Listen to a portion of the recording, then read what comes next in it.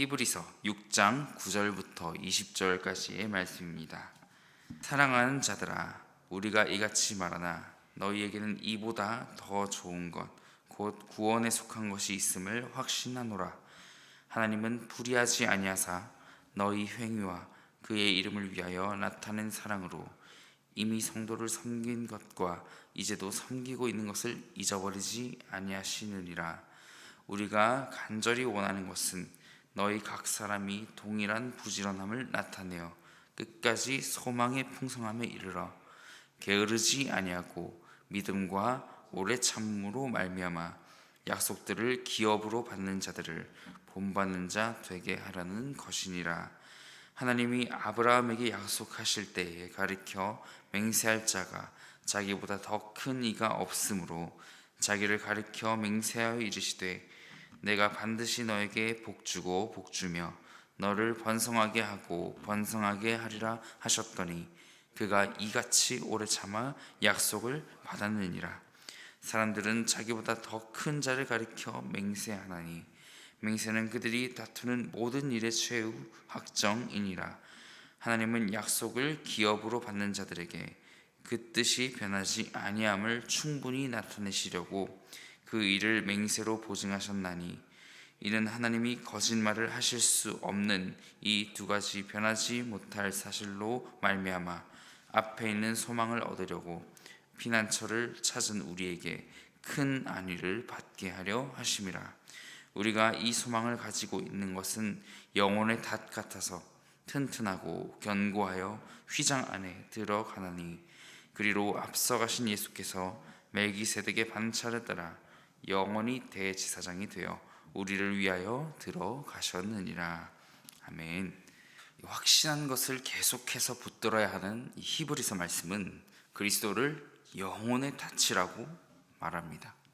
우리 인생을 한 척의 배라고 표현했을 때 우리 닻은 배의 방향성을 잡아줍니다. 배가 강과 바다를 항해하면서 잔잔한 때도 있겠지만 우리 풍랑 또한 피할 수 없다는 것입니다. 우리 그리스도인으로서 당신은 반드시 고난받아야 한다는 존 파이퍼의 말처럼 우리 그리스도인으로 살아가면서 또 피할 수 없는 고난의 순간들이 있습니다. 그 순간 앞에서 우리 예수님이 바로 소망의 닻이 되신다고 오늘 말씀을 통해서 말씀하고 있습니다. 바람으로 인해서 흔들리겠지만 닻으로 인하여서 그 방향이 잡히듯이 우리 예수님은 우리를 견고한 사랑으로 붙들어 주신다는 것입니다. 그래서 히브리서 기자는 이 그리스도의 사랑을 본받아서 이 본서를 수신하는 성도들에게 이 말씀을 읽는 모든 자들에게 사랑하는 자들아 라고 9절에 언급하고 있습니다. 한번 9절을 읽어보겠습니다. 사랑하는 자들아, 우리가 이같이 말하나 너희에게는 이보다 더 좋은 것 곧 구원에 속한 것이 있음을 확신하노라. 그러나 히브리서 기자가 보기에는 우리 전 말씀을 보았을 때는 이 성도들의 신앙생활이 눈에 만족스럽지는 않았던 것 같습니다. 신앙생활을 오래 했음에도 불구하고 그 말은 예수님을 만난 그들의 삶이 성숙해져 가야 하는데 어떻다는 거죠? 그 속도가 너무 느리다는 겁니다. 성숙하지 못하다는 겁니다. 그래서 그들에게 필요한 것, 그것은 바로 강한 이런 훈육의 말들이 필요했던 것입니다. 그들에게 필요한 것은 이 말 속에 들어있는, 오늘 말씀 안에 들어있는 참된 진리의 말씀이었습니다. 그 진리가 무엇일까요? 바로 인내입니다. 바로 믿음의 삶을 살아가는 것은 우리에게 인내, 바로 오래 참음을 요구하고 있는 것이죠. 그 인내, 오래 참음이 어떤 오래 참음인가를 묵상하고 봤더니 바로 하나님께서 믿음의 조상인 아브라함에게 주신 아들 이삭, 그 이삭이 태어나기까지의 기다려야 했던 그 아브라함의 인내를 말하고 있는 것입니다. 아브라함이 인내를 할 수 있었던 이유는, 오래 참을 수 있었던 이유는 단 하나였습니다. 바로 하나님이 말씀하셨기 때문입니다. 그리고 하나님이 아브라함에게 약속하신 것을 반드시 지키실 것이라는 것을 신뢰했기 때문입니다.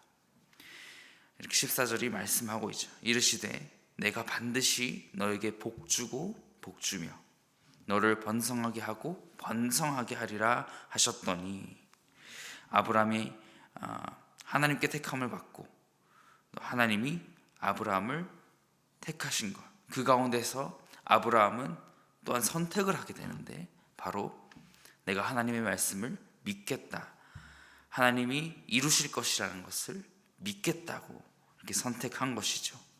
이 약속을 믿지 않았다면 그의 선택이 더 이상 기다리지 못하겠다고 결심했다면 어떻게 되었을까요? 바로 이 본서가 쓰여지지 않았을 것이고 지금의 이스라엘의 역사가 없었다는 것입니다.